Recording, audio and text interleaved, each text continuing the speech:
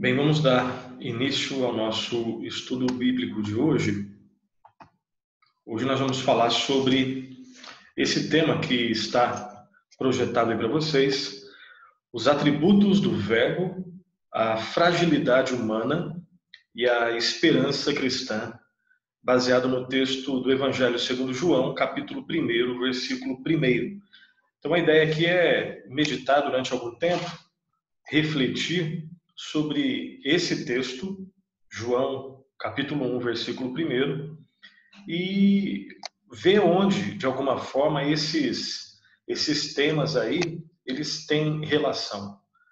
Os atributos do Verbo, a fragilidade humana e a esperança cristã. De que forma, quando nós nos deparamos com a nossa fragilidade, nós podemos encontrar esperança meditando, refletindo, estudando sobre os atributos do Verbo, que é o Senhor Jesus Cristo. Então essa é a nossa proposta no estudo bíblico de hoje.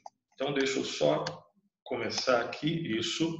Então uma reflexão inicial, considerando o contexto no qual nós estamos inseridos, que eu chamo aqui de o cristão e a crise, né? Nós estamos enfrentando aí, nos últimos dias, né, essa pandemia, né, do Covid-19, e estamos em quarentena, né?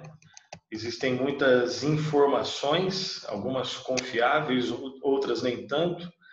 Um dos desafios que todos nós enfrentamos é saber quais são as informações que são confiáveis, aquelas que não são tão confiáveis assim, quais são, né, as referências que nós utilizamos para considerar uma informação mais confiável e a outra nem tanto, né? Algumas posturas mais equilibradas, outras mais desequilibradas, enfim. Mas até nisso existe uma certa confusão, né? Porque às vezes o que eu vou considerar uma postura mais equilibrada, para outros não é tão equilibrada assim, né? O que alguns chamam de equilíbrio, outros vão chamar de repente, covardia. O que alguns chamam de coragem, né? Uma posição mais corajosa frente a essa pandemia, outros vão chamar de loucura, né?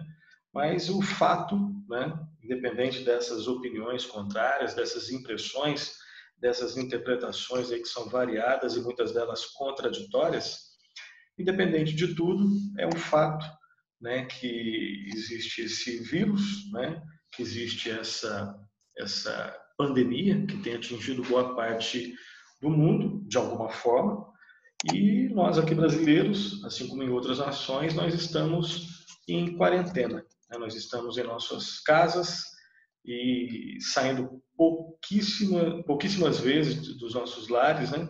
Eventualmente para fazer alguma compra, mas com muito cuidado, indo na farmácia ou alguma atividade que seja um pouco mais básica, né? Isso, de alguma forma, algumas consequências disso é um sentimento de insegurança, né? Sentimento de impotência, um certo medo, né? Um certo medo, saudade também, né? Porque muitos de nós ficamos separados, por assim dizer, né? De algumas pessoas queridas, né?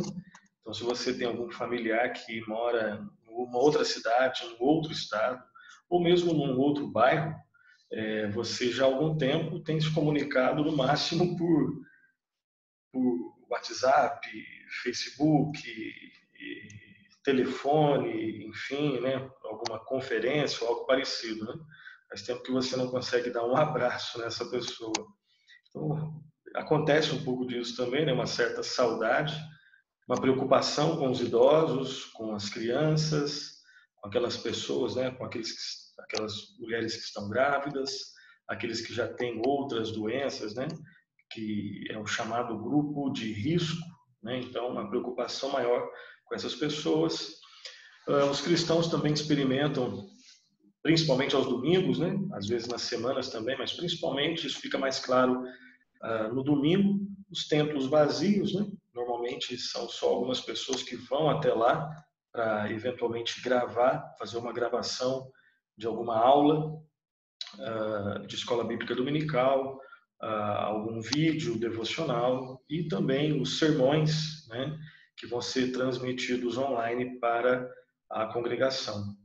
Existe também a crise hospitalar, que provavelmente deve se agigantar nos próximos dias, inevitavelmente desemprego, né? E aí a questão da insegurança, do medo, ela fica maior, né? É um fato, e aí não é uma questão de fake news, de exagero ou não, nós não sabemos a proporção disso, mas com certeza, infelizmente, já está acontecendo algum nível de desemprego, e provavelmente isso deve aumentar, né? Por outro lado, também nós temos oportunidade singular para oração, oportunidade para confissão, oportunidade para súplica, para clamor, não que antes não existisse, isso deve ser uma prática da igreja, de todo cristão, né? Mas é inevitável que diante de um momento, de um contexto desse, nós nos apegamos com uma intensidade maior, né? Com uma proporção maior à oração, à confissão, à súplica. Oportunidade também para a gente aprender e praticar o jejum, né? Uma prática que é bíblica, mas pouco falada, pouco estudada, pouco praticada, às vezes praticada com um pano de fundo, né? Errado, né? Com algumas referências erradas, mais místicas do que bíblicas, enfim. Oportunidade também para solidariedade, né? Momento de dificuldade, e a dificuldade ela atinge a todos, mas alguns são mais atingidos do que outros. Então é oportunidade para que nós demonstremos a nossa fé, o nosso amor de modo prático. E mais coisas poderiam ser faladas, né? Mas aqui eu quero fazer uma reflexão final nesse primeiro ponto aqui, que é a seguinte: considerando a nossa fragilidade, como encontrar esperança nesse momento caótico? Considerando que nós somos frágeis, né, e um vírus desse, uma pandemia dessa, ela faz com que a gente reflita sobre a nossa fragilidade. E considerando então essa fragilidade, uma pergunta que nós podemos fazer, e nós fazemos aqui agora é essa: como encontrar esperança nesse momento caótico? Eu creio que esse é mais um daqueles momentos em que nós devemos nos voltar à palavra de Deus. Não existe esperança fora de Deus, não existe esperança fora da sua palavra, da sua revelação. E como nós dissemos no início, nossa proposta é buscar, a partir da consideração da nossa fragilidade, buscar esperança meditando nos atributos do Senhor Jesus Cristo, conforme eles são mostrados e ensinados no Evangelho segundo João, ali no capítulo 1, no primeiro versículo a princípio. Tá? E lá nós lemos assim, João 1:1. No princípio era o Verbo, e o Verbo estava com Deus, e o Verbo era Deus. No princípio era o Verbo, e o Verbo estava com Deus, e o Verbo era Deus. Hoje, no estudo de hoje, por isso eu deixei sublinhado, nós vamos meditar um pouco mais nessa primeira parte do versículo 1. No princípio era o Verbo. Mas aqui eu quero fazer, de modo rápido com você, uma breve meditação nessas três partes que formam esse primeiro versículo. Tá? Embora nós estudemos hoje, mas a primeira parte. Então vamos lá. No princípio era o Verbo. O texto de João, capítulo 1, versículo 1, ele nos apresenta, como você bem sabe, três atributos, três características do Verbo divino, o Senhor Jesus Cristo. Em primeiro lugar, a eternidade do Verbo. O Verbo é eterno, né? Quando nós lemos no princípio era o Verbo. E daqui a pouco nós vamos meditar um pouquinho mais, buscar fazer algumas aplicações desse atributo, a eternidade do Verbo, como sendo uma base de esperança para o povo de Deus nesse momento caótico, adverso e que nos faz refletir. Então, primeiro atributo, a eternidade do Verbo, na frase no princípio era o Verbo. O segundo atributo é a pessoalidade do Verbo. O Verbo não é um conceito o verbo não é uma coisa, né? O verbo não é uma força impessoal. O verbo é uma pessoa. E nós podemos aprender sobre isso quando nós observamos com atenção a continuação do versículo 1 que diz: e o verbo estava com Deus. Então, o verbo é eterno e a expressão estava com aponta para o eterno que estava junto com Deus. Ou seja, o Deus que estava junto com Deus. É o mesmo Deus, mas uma diferente pessoa. O verbo é uma pessoa. E nós vamos ver isso com maiores detalhes no segundo estudo bíblico nosso, né? Nós vamos fazer, Deus permitindo, no nosso próximo estudo. Então, o verbo é eterno, a eternidade do verbo. O verbo é uma pessoa, a pessoalidade do verbo. Em terceiro e último lugar, nesse versículo 1, nós vemos a divindade do verbo. O verbo é Deus, quando João afirma, e o verbo era Deus. Então, nosso objetivo aqui é analisar esses 3 atributos do verbo, na certeza de que o conhecimento do Senhor Jesus Cristo, ele nos fornece esperança. Não é só conhecimento teórico, não são só informações para que nós saibamos mais.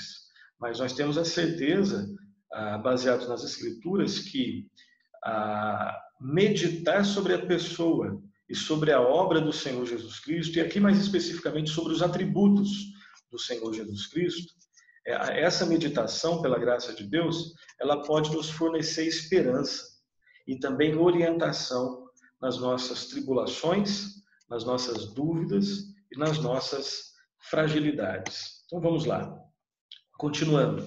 Então agora meditando um pouco mais, de maneira um pouco mais delongada, né, um pouco mais aprofundada nessa primeira verdade, né?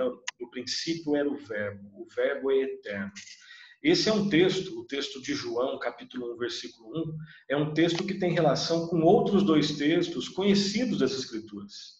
Então, é interessante a gente ler João 1:1 paralelamente a Gênesis 1:1 e 1 de João, lá no finzinho das Escrituras, capítulo 1, versículo de 1 a 4. Então, nós acabamos de ler João 1:1, né? E lá está escrito: no princípio era o verbo, e o verbo estava com Deus, e o verbo era Deus. Agora vamos lá para Gênesis 1:1, que está projetado aí para você. Lá está escrito assim: no princípio, olha só a expressão de novo, no princípio criou Deus os céus e a terra. Então, o verbo estava nesse princípio quando Deus, e o verbo também é Deus, né? Ele estava no princípio na criação de tudo, na criação dos céus e da terra. Né? Quando Deus vai criar o homem, a sua imagem e semelhança, ele diz: façamos o homem conforme a nossa imagem, né? Segundo a nossa imagem, conforme a nossa semelhança. E agora um outro texto também, que são 2 textos paralelos, né? João capítulo 1, versículo 1, Gênesis capítulo 1, versículo 1, e 1 de João capítulo 1, versículo de 1 a 4, está escrito assim: atenção às expressões colocadas aqui e perceba como que elas têm relação com João 1. Vamos lá. O que era desde o princípio, então olha só, nos 3 textos a expressão princípio está ali presente. Então o que era desde o princípio, o que temos ouvido, o que temos visto com os nossos próprios olhos, o que contemplamos e as nossas mãos apalparam, com respeito a quem? Com respeito ao verbo da vida. E a vida se manifestou e nós a temos visto e dela damos testemunho e vô-la anunciamos, a vida eterna, a qual estava com o Pai e nos foi manifestada. O que temos visto e ouvido, anunciamos também a vós outros, para que vós igualmente mantenhais comunhão conosco. Atenção! Ora, a nossa comunhão é com o Pai e com o seu Filho, Jesus Cristo. Estas coisas, pois, vos escrevemos, para que a nossa alegria seja completa. Então, nos 3 textos, João 1:1, Gênesis 1:1 e 1 de João, capítulo 1, versículo de 1 a 4, nós temos as expressões no princípio, nós temos em 2 desses textos, né, nos 2 textos de João, a expressão verbo, fazendo referência ao Senhor Jesus Cristo. Nós não lemos todo o texto de Gênesis, todo o capítulo 1 de Gênesis, mas você vai ver relações ao Senhor Jesus Cristo, como eu disse e repito, principalmente no relato da criação do ser humano. Ali está: façamos o homem conforme a nossa imagem, conforme a nossa semelhança.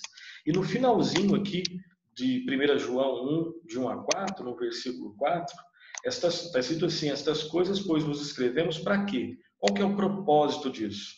Para que a nossa alegria seja completa. A alegria, ela está relacionada diretamente ao conhecimento das palavras do Senhor Jesus Cristo, daquilo que foi escrito sobre o verbo da vida, que é o Senhor Jesus Cristo. Tá? Então aqui nós queremos só lembrar a você sobre essa relação intertextual desses 3 textos aqui. Vamos continuar agora analisando de maneira mais aprofundada, um pouco mais de reflexão, especificamente aquilo que seriam as aplicações. Que relação existe entre a verdade de que o verbo é eterno? Que relação existe entre essa verdade e a minha vida? Especificamente quando eu me deparo com a verdade de que eu sou uma pessoa frágil, dependente e estou no meio de uma confusão. Então, qual que é a relação que existe entre a eternidade do verbo e a fragilidade humana? Então, aqui eu faço 4 possíveis aplicações sobre essas 2 verdades: a eternidade do verbo e a fragilidade humana. Então, vamos lá. Em primeiro lugar, embora nós soframos os sinais do tempo, isso é uma verdade, Cristo é eterno e nele nós temos vida eterna. Então, essa é a primeira aplicação. Embora eu e você, nós estamos experimentando o tempo passar sobre a nossa vida, nós envelhecemos, nós nos esquecemos de coisas que antes nós não esquecíamos, nós não temos a mesma, principalmente, né, e depende da idade de você que está aí do outro lado, mas você, com certeza, na medida em que o tempo passa para você, as coisas mudam para você. Existe, por um lado, né, pela graça de Deus, amadurecimento, uma humildade maior, pelo menos isso é que se espera, mas fisicamente, em termos das nossas faculdades físicas, mentais, às vezes, né, e em vários outros aspectos, nós experimentamos a nossa fragilidade, nós estamos envelhecendo, nós vemos que nós não somos tão fortes assim como nós achávamos que nós éramos. Nós somos seres dependentes, né, e o tempo deixa isso claro, né, as doenças, né, as tensões que nós experimentamos e às vezes a chegada de um vírus deixa isso bem claro para nós. Que relação existe então entre a eternidade do Senhor Jesus Cristo e a nossa fragilidade? Primeiro, nós realmente sofremos os sinais do tempo. Agora, Cristo, ele é eterno e nele nós temos vida eterna. Então, a sua fragilidade deve fazer, a constatação da sua fragilidade não deve fazer com que você desanime da vida. A constatação da sua fragilidade, que é uma verdade, ela deve te levar para aquele que é eterno, aquele único no qual nós temos vida eterna. E somente o Verbo é assim. Somente o Senhor Jesus Cristo é assim. Uma segunda constatação é que, embora nós tenhamos nascido em pecado, isso é uma verdade, Cristo adentrou o tempo para oferecer redenção a todos os que nele creem. A nossa fragilidade, então, em primeiro lugar, ela não deve nos levar ao desânimo, ela deve nos levar ao Verbo, aquele que é eterno, aquele que não experimenta fragilidade. Em segundo lugar, o ser humano é um ser pecador. É um ser que experimenta ainda os efeitos do pecado, os efeitos da queda, que são narrados lá em Gênesis 3, de 1 a 14. Os nossos pensamentos, as nossas palavras, as nossas atitudes, as construções sociais, enfim, o mundo no qual nós vivemos deixam bem claro que quando nós olhamos para dentro de nós e quando nós olhamos para fora de nós, nós vemos os efeitos do pecado. Agora, a constatação, então, de que ainda existe pecado em nós, deve nos levar de novo para o Verbo, para Cristo, porque ele adentrou o tempo e ele oferece redenção a todos os que nele creem. Se o nosso problema é o pecado, a solução é alguém que venceu o pecado. E somente Cristo, o Verbo eterno, venceu o pecado. Terceira relação que nós fazemos aqui é a seguinte: o Verbo eterno, ele também experimentou sofrimento, mas o venceu, para que o seu povo não sofresse eternamente. Então, Cristo foi aquele que sofreu, é aquele que morreu, é aquele que, quando se encarnou, ele se limitou a alguns aspectos da existência humana. Então, ele sentiu sede, ele sentiu fome, ele sentiu dor, ele sofreu, ele morreu. Mas não temos aqui um ponto final. Temos aqui um mas. Temos aqui uma continuação. Cristo, ele sofreu, mas venceu o sofrimento. E venceu aquilo que causa o sofrimento. Cristo experimentou dor para que aqueles que creem nele não experimentem dor eterna. Cristo morreu para que aqueles que nele creem não experimentem a morte eterna. E Cristo ressurgiu. Cristo triunfou sobre a dor, sobre as fragilidades, sobre o sofrimento, sobre a morte, para que aqueles que nele creem não experimentem dor eterna, morte eterna, sofrimento eterno e todas as demais consequências do pecado. Cristo é aquele que venceu a morte. E como a Bíblia diz, nele nós temos vida, e nele nós temos vida em abundância. Então, você está conseguindo perceber a relação, as relações que podem ser feitas, relações verdadeiras, né, que podem ser feitas entre a eternidade do Verbo e a constatação da nossa fragilidade? Você consegue perceber a esperança verdadeira que existe no Verbo quando nós constatamos que nós somos frágeis? E tem mais uma, né? Mais uma. O Verbo eterno, tem mais uma que eu anotei, né? Com certeza tem várias outras, mas aqui eu quero destacar essas 4.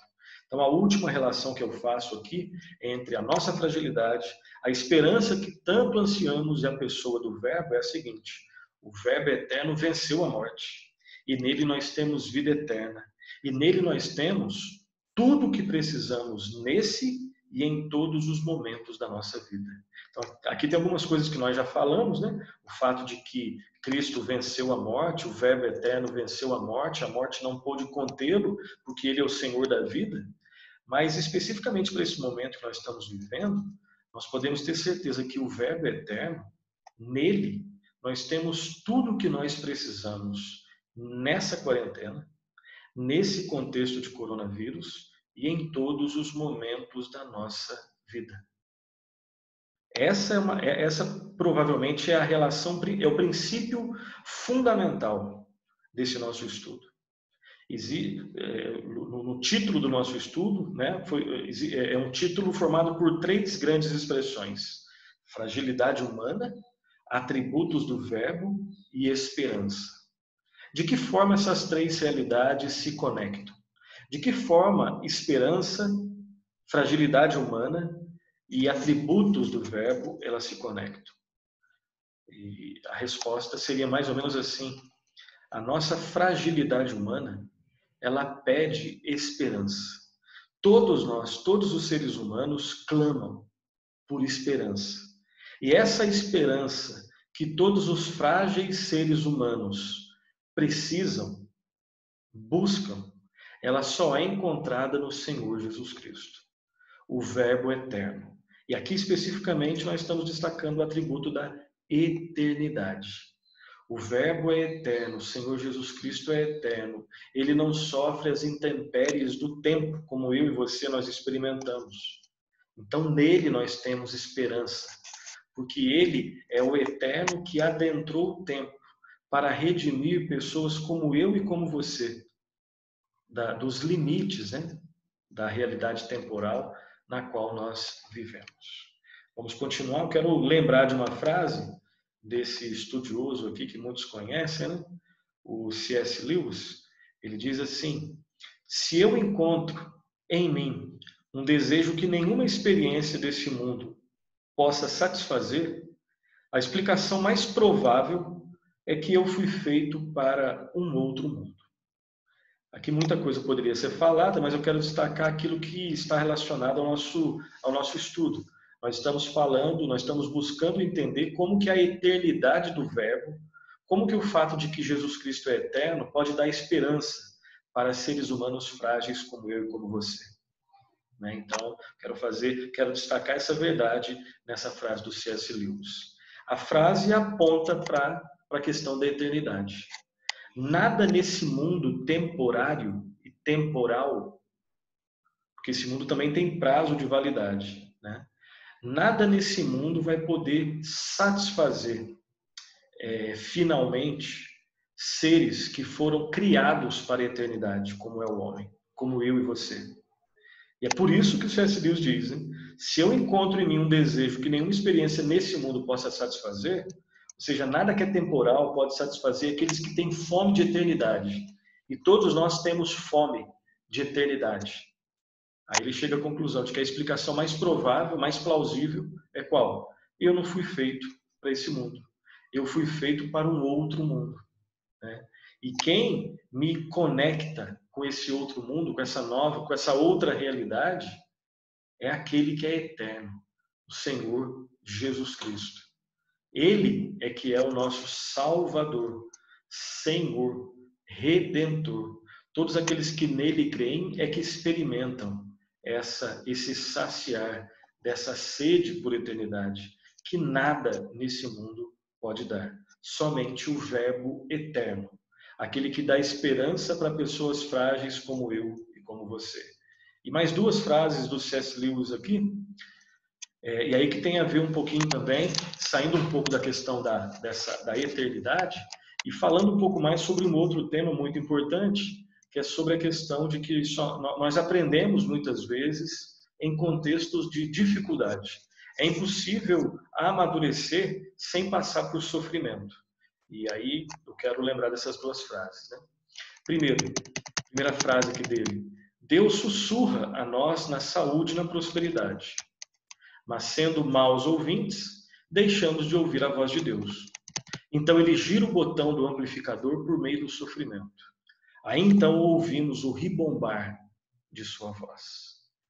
O C.S. Lewis escreveu pelo menos dois livros que falam sobre o sofrimento. O problema do sofrimento e a anatomia de uma dor. Num deles, o problema do sofrimento, ele escreve de uma perspectiva um pouco mais distante, mais filosófica, e quando ele escreve a anatomia de uma dor, ele escreve ali, como alguns dizem, no olho do furacão. Ele estava experimentando o sofrimento intenso pela morte da sua esposa, a Joy Davidson. E então ele diz, aí tem a ver um pouco mais com essa segunda frase, o sofrimento é o megafone de Deus para um mundo ensurdecido. Às vezes nós só paramos para pensar na seriedade da vida quando estamos sofrendo. Às vezes, na saúde, na prosperidade, nós nos esquecemos de Deus e nos encantamos com a saúde e a prosperidade, fazendo delas ídolos. E como Deus quer fazer com que nós ouçamos a sua voz, então, usando a linguagem aqui do C.S. Lewis, Deus gira o botão do amplificador por meio do sofrimento. E aí nós ouvimos o ribombar da sua voz. Muitas pessoas estão pensando de uma maneira um pouco mais séria na vida, porque tem medo de morrer. Não sabem exatamente o que vai acontecer no final dessa quarentena, dessa pandemia. Esse é um sinal bom, porque a pessoa está parando para pensar na seriedade da vida. Tem pessoas que não estão nem aí. Tem pessoas que não pensam em Deus nem na saúde, nem na prosperidade, pelo menos parece isso, e nem no sofrimento. Tem pessoas que não estão aproveitando essa quarentena, essa pandemia, para fazer uma reflexão baseada nas Escrituras. Outras, infelizmente, estão fazendo uma autorreflexão olhando para elas mesmas. Inclusive, isso é uma loucura. Isso é uma loucura. A reflexão ou a autorreflexão que nós temos que fazer é uma reflexão ou autorreflexão, mas tendo as Escrituras como referência. Sempre. Né? Então, quis lembrar dessas duas frases aí do C.S. Lewis para esse nosso contexto. E eu quero, antes de terminar, lembrar desse versículo. Lembrar, até porque, de novo, nosso tema é como pessoas frágeis encontram esperança no Verbo eterno. Né? Ou como pessoas frágeis encontram esperança? Somente em Cristo. E olha só o que o Verbo disse. Lá no finalzinho do Evangelho de Mateus, capítulo 28, 20, texto bastante conhecido.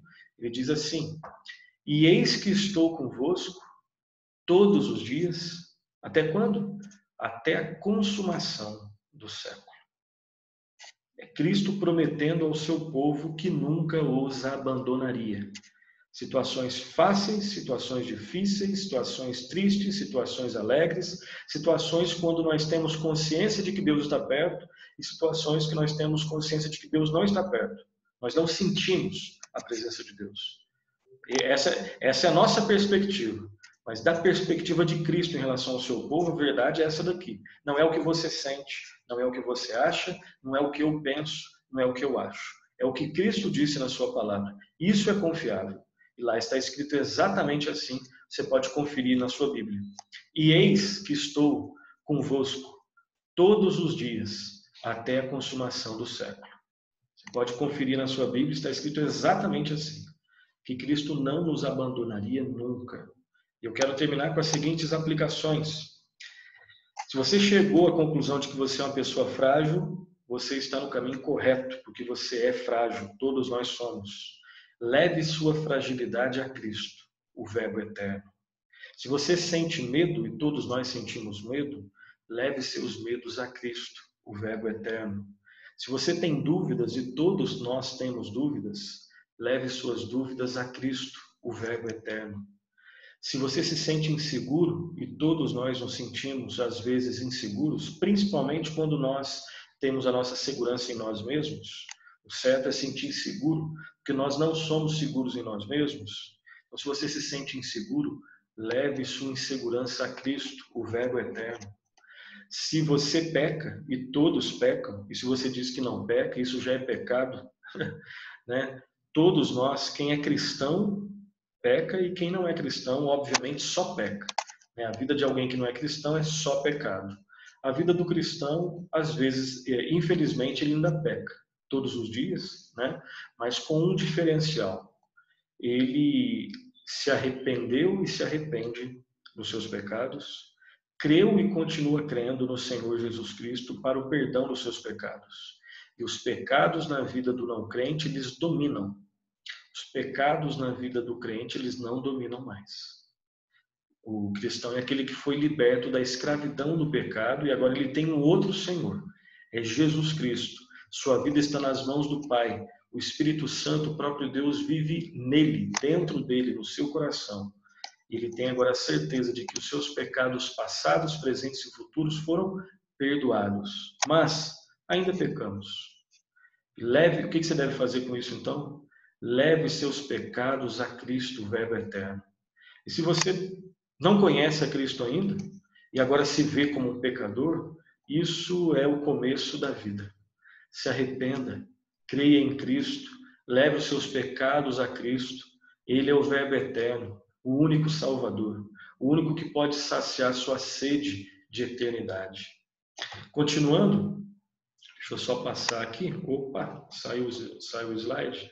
Voltando. A sincera e humilde constatação da nossa fragilidade e da nossa pecaminosidade deve nos levar ao reconhecimento sincero também e humilde da grandeza e absoluta dependência daquele que disse: vinde a mim, todos os que estáis cansados e sobrecarregados, e eu vos aliviarei. Então, quando você, de modo sincero e humilde, constata que você é frágil e pecador, se isso for verdadeiro, isso deve te levar não ao desespero ou ao abandono, não. Esse é o começo da vida. Se vê como feio e pecador, é o começo da beleza e da salvação. Então, se você sinceramente, humildemente constatou que você é frágil e pecador, isso deve te levar ao reconhecimento sincero também e humilde do quê? Da grandeza e da sua absoluta dependência do Verbo eterno, Senhor Jesus Cristo, que disse: vinde a mim todos vós que estáis cansados, sobrecarregados, e eu vos aliviarei. Está cansado, sobrecarregado? Vá até o Senhor Jesus Cristo. Ele é o único que dá alívio. E quero terminar com essa, rogando, né, a todos nós, né, que Deus tenha misericórdia de nós, que Deus nos perdoe, que Deus nos derrame a sua misericórdia, a sua graça sobre nós e nos abençoe. Em Cristo Jesus, o Verbo eterno. Amém. No próximo estudo, nós vamos meditar sobre a segunda sentença de João, capítulo 1, versículo 1. Hoje nós estudamos: no princípio era o Verbo, a eternidade do Verbo. No próximo estudo, nós vamos, se Deus permitir, estudar a segunda sentença. E o Verbo estava com Deus. Nós meditaremos sobre a pessoalidade do Verbo. O que é a pessoalidade do Verbo, ou seja, a verdade de que o Verbo é uma pessoa, pode dar esperança para pessoas frágeis como eu e como você. Até lá, que Deus o abençoe ricamente.